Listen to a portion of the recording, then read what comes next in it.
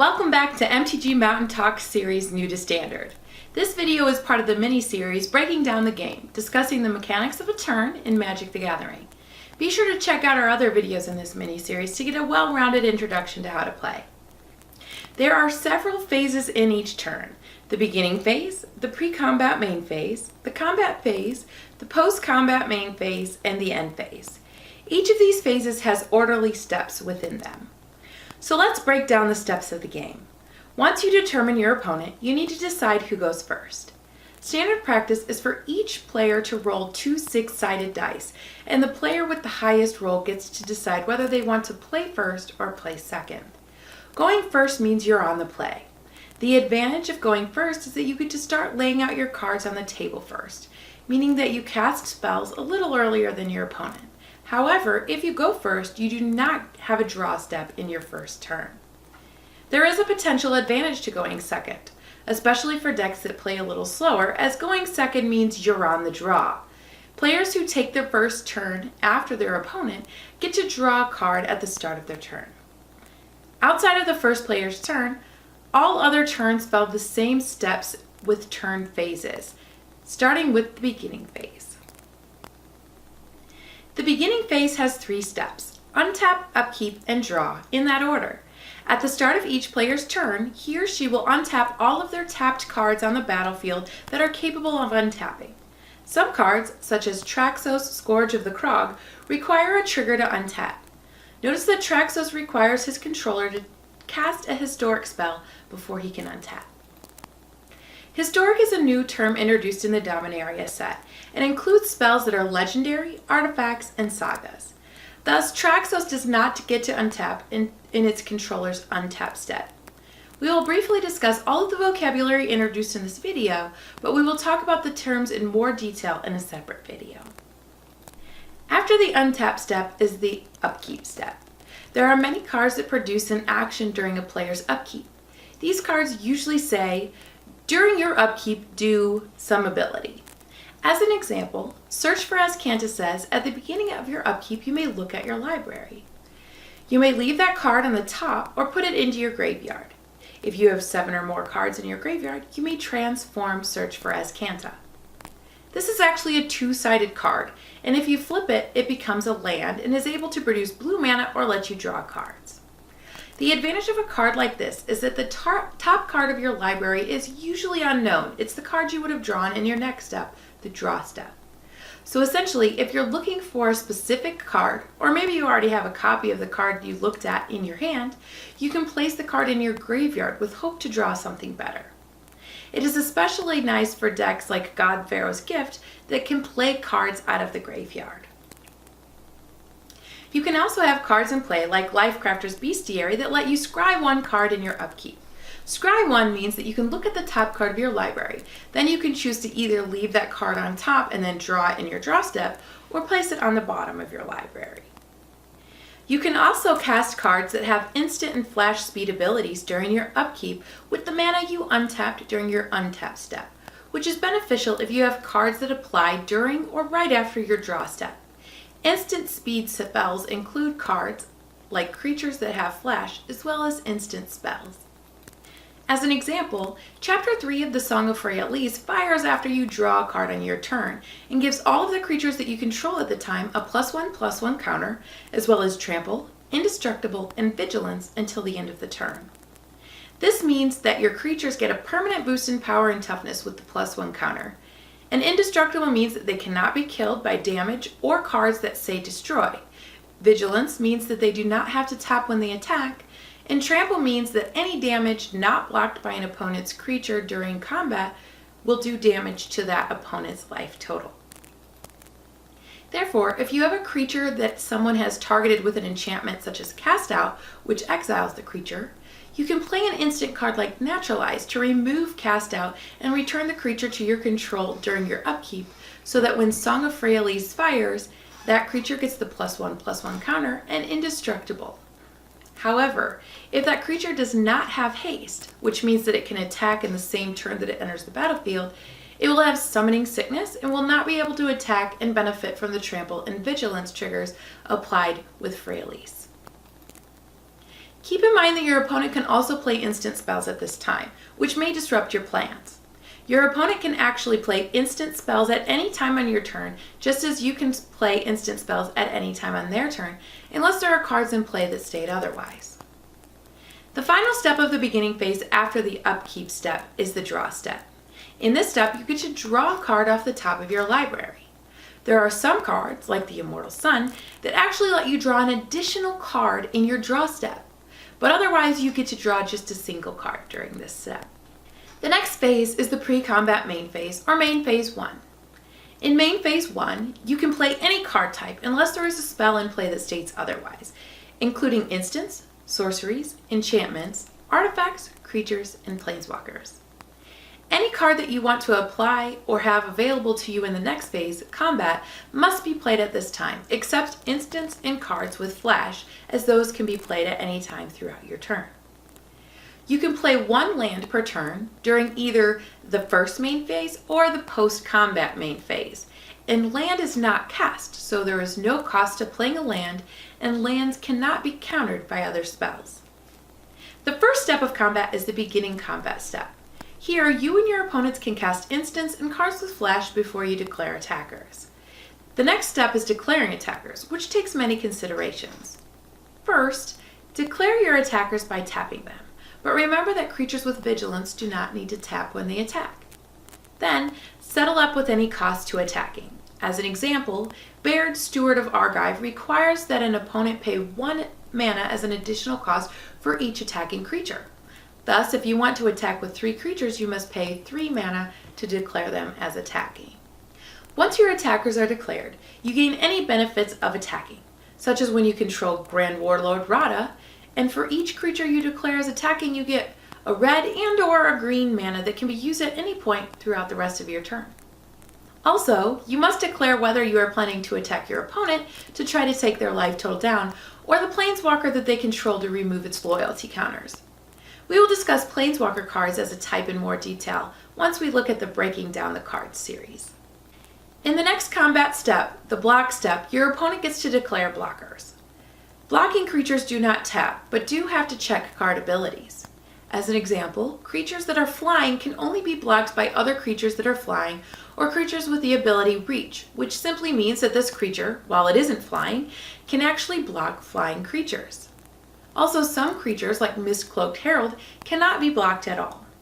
Note that as the defending player, your opponent can actually use more than one creature to block a single creature. This is an important step to keep your eye out for, as you can lose a large creature to a few small ones. The next combat step is the damage step. Here, combat damage is assigned. Any creature that is not blocked will do damage to a target player or planeswalker it attacked. All creatures engaged in combat trade combat damage simultaneously with one another, dealing damage equal to their power, which is the front number assigned to the creature in the lower right corner of the card. All creatures whose toughness, the back number, is less than the power of the creature they engaged in combat with will die. As an example, if I enter combat with Shalai, Voice of Plenty, a 3/4 creature, my opponent can block with Consulate Skygate, a defender with reach. Defender means that the creature can block, but not attack, and because Consulate Skygate has reach, it can block Shalai, a flyer. In this case, Shalai deals 3 damage to Consulate Skygate, but it has a toughness of 4, so Shalai cannot kill it. Because Skygate has a power of 0, it does not do any damage to Shalai. But notice that Shalai has an ability where I can pay 6 total mana, including 2 green, to put a 1/1 counter on each of my creatures. This would make Shalai a 4/5 creature, and she would be able to kill this Consulate Skygate at this point. I can activate her ability even after my opponent declares Skygate as a blocker, so that I can finish it off. Also, any trample damage applies here as well, but note that trample damage is only assigned by the attacking creatures, not the defending creatures. Let's say that I also attacked with Carnage Tyrant, a 7/6 creature with trample, and my opponent blocked Carnage Tyrant with a second copy of Consulate Skygate. Remember that I used Shalai to put a 1/1 counter on each of my creatures, so Carnage Tyrant is now actually an 8/7 creature. 4 of that damage will be blocked by the Consulate Skygate, but the other 4 damage that Carnage Tyrant will do actually tramples over onto the target player or planeswalker that I am attacking. Had my opponent had a creature with trample like Gulta Primal Hunger, a 12/12 trampling creature, and used it to block my Carnage Tyrant, because Gulta is blocking, even though it can deal 5 more damage than the Carnage Tyrant can take, he does not trample over to the attacking player. If your creature is blocked by more than one creature, you get to decide how the damage is dealt. Let's say that my Carnage Tyrant was blocked by my opponent's Baird, a 2/4 creature, and an Imperial Ceratops, a 3/5 creature. Together, my opponent's creatures can only deal 5 damage to the Carnage Tyrant, so Carnage Tyrant would live. However, Baird and Ceratops can block 9 total damage, and my 8/7 Carnage Tyrant can only deal 8. Therefore, my opponent will not lose any life. I can first assign 4 damage to Baird, killing him, but I have only 4 damage left to assign to Ceratops, so he lives. And because Ceratops was dealt damage, my opponent actually gains 2 life off of Ceratops' Enrage trigger. In the end combat step, end combat triggers apply. As an example, when Kari Zev's Skyship Raider attacks, she produces a 2/1 monkey Ragavan, but that monkey is exiled at the end of combat. The next phase is the post-combat main phase, or the second main phase. This is basically the same as the first main phase. If you did not play a land in your first main phase, you can play one at this time. You can also play all spell types in this phase, unless some restriction applies. And there are advantages to playing cards in the second main phase compared to the first main phase. As an example, let's say you control Traxos Scourge of the Krog and attack with him in your combat phase. Remember that he only untaps when you cast a historic spell. By waiting to cast your historic spell until your second main phase, you can untap Traxos and leave him up as a blocker for your opponent's combat phase. The final phase of the turn is the end step, which has 2 parts. First, you declare that you are moving to your end step. Cards with end step abilities, like Throne of the God Pharaoh, trigger at this point. Your opponent then has priority to play instant spells at the end of your turn, before he or she moves on to the untap step of his or her own turn. And you can play instant spells at that time if you need to respond to your opponent's spells. If you have more than 7 cards in your hand, you will have to discard a card or multiple cards into your graveyard to get down to 7 cards at this point, unless you have cards like Nezahal, the Primal Tide, which states you have no maximum hand size. Finally, your opponent moves on to his or her turn, generally indicated by verbally communicating my turn or visually indicated by untapping his or her cards. As we've seen, there are a lot of steps to a turn, and this is really just the basics. So let's watch a few turns in action, and the players will verbalize the steps as they play through their turn. Alright, so I'm about to take my turn, so the very first part of my turn is going to be untap.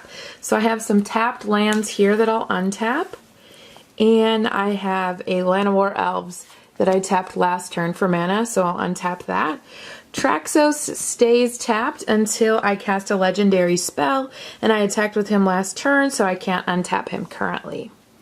So that's my untap. Next I move to my upkeep, and I have Lifecrafter's Bestiary, which says at the beginning of my upkeep I scry 1. So I get to look at the card, and I want to keep this card, so I could leave it on top and move to my draw step. Then during my draw step, I would actually draw this card, which is Gulta. Notice that he is a legendary creature. So looking at the power of all of the creatures, I have a total power of 12 on the board. And Gulta states that the total power can of my creatures can count towards the casting cost. So I just have to pay 2 green mana in order to cast Gulta. So when I cast Gulta, he has Summoning Sickness. He cannot attack this turn, but Traxos does untap.